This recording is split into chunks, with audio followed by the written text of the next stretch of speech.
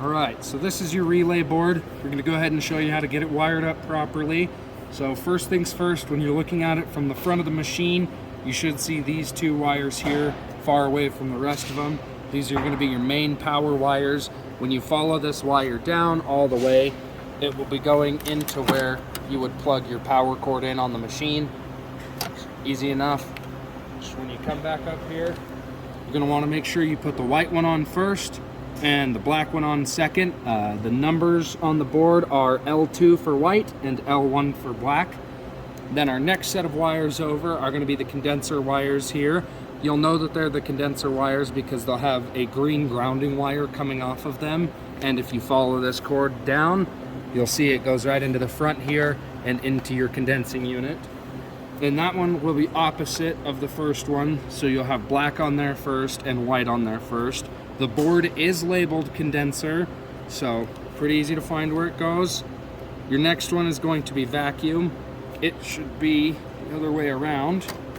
So we're going to put it black first, white next,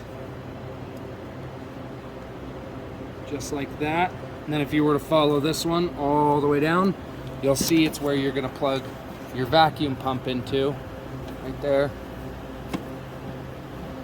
And then the next one on your board is going to be these two black wires. If you follow these back, they're going to go up into this thing here. This is your epoxy harness. These are going to be your heater wires. They plug into the heater spades on the relay board. Now this little thin wire coming off of this epoxy harness right here with your heater wires, if you look inside of here, you're going to see these four little connectors. These two outers are not used.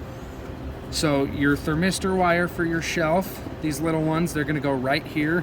It's opposite, so one wire goes this way and it's plugged on this side.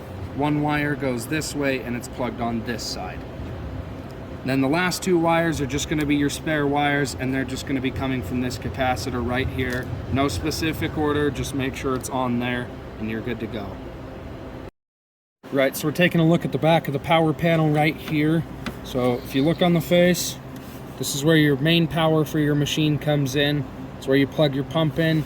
This is the on-off switch. And if we look on the back here, there's going to be your on-off switch, your power receptacle for the machine, and the power receptacle for the vacuum pump. Now, on the left-hand side, if you're facing the rear of the machine, the left-hand side will have the white wires. The right-hand side is going to have the black wires on this portion.